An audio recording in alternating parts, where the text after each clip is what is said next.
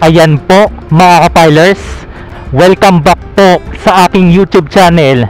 Matapos po nating sinsayan at mapagmasdan ang kaygandang Il Parco de la Natura, na kung saan isa po itong nature camping site na bago-bago pa lang po dito sa may Barangay Talisay ng Lipa City.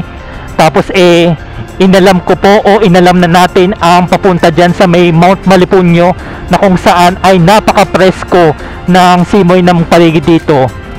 At habang binabagtas ko ito pababa, ay mangyari lamang na mag-like, share, subscribe, and then i-click nyo na rin po ang notification bell para mas updated ko pa kayo sa aking mga videos.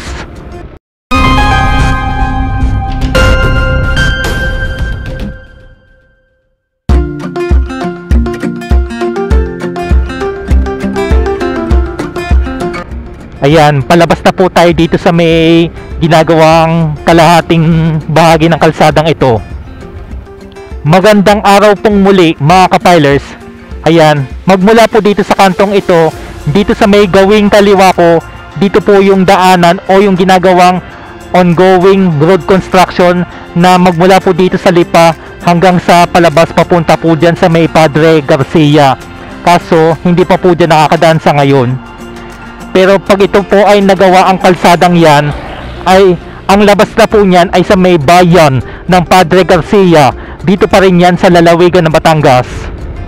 Tapos ito, ayan ay lalabas na po tayo dito sa bahaging ito ng Barangay Talisay. Hindi ko alam kung saan pa tayo magpupunta ngayong araw na ito. Basta kayo, pag kayo mapapagawi kayo dito, ayan kaya sarap balik-balikan din ang lugar na ito. Kasi ayan natatanaw nyo na ang mga bundok ng Malipuño, na Mount Manabo, saka yung isa, yung Mount Bagwis. Hindi ako sigurado kung yun. Pero sabi nila, ayan daw ay naibundok ng susong dalaga. Medyo nagugutom na ako at saka parang gusto ko magpares ngayong araw na ito. Matagal na akong hindi nakakakain ng pares.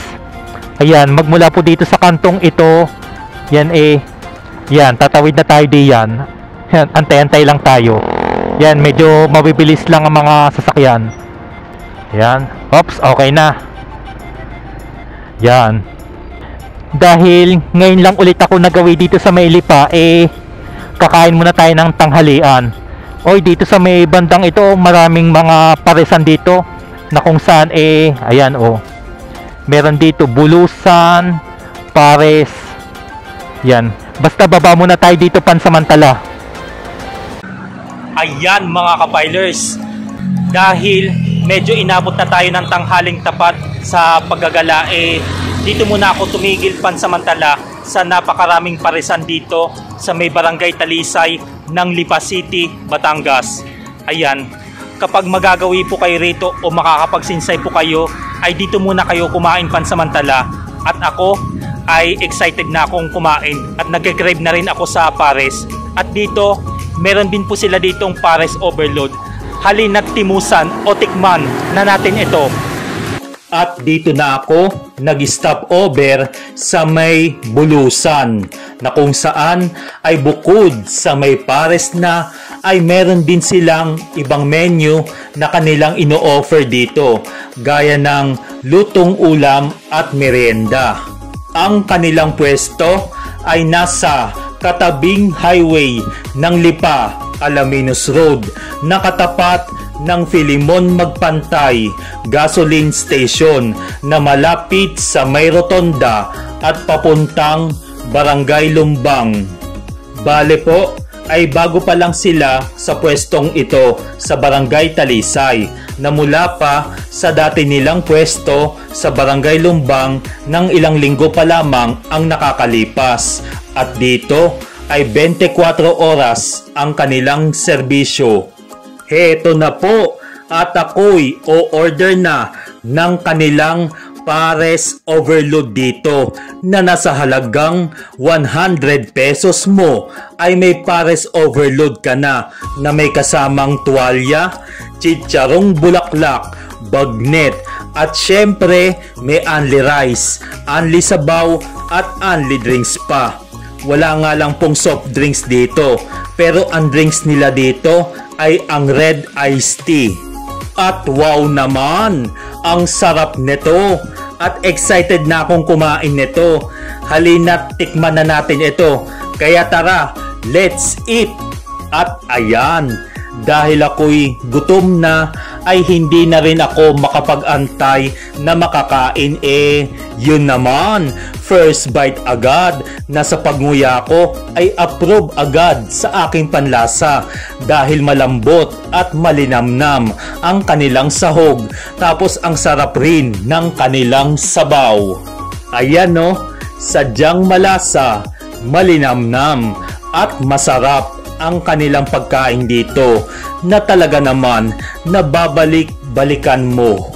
At dahil only rice at only sabaw pa nga ang pares, abay, napabulos pa o napa second round pa ako dito hanggang sa naubos ko na ito.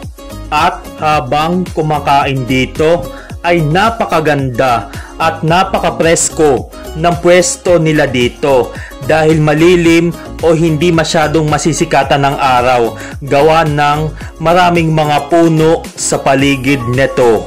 Saka marami din ang kumakain dito, mapaagahan, tanghalian, hapunan at midnight snack na sigurado naman na sulit at bubusog sa iyong araw o gabi mo. Ayan mga ka-filers, busog na busog ako at sold na ang araw ko ngayon. Masarap po ang kanilang pares overload at maraming salamat po sa Bulusan Pares. Napadaan ulit ako dyan noong nakaraang linggo at kahit hindi na kayo makapunta kila Diwata ay dini pala ang sa atin sa Batangas marami ng masasarap na pagkain na talaga naman na mapapaibig ka. At sa bawat paglalakbay natin may kaakibat talaga tayo na pwede nating makainan para maibsan muna ang ating gutom at uhaw.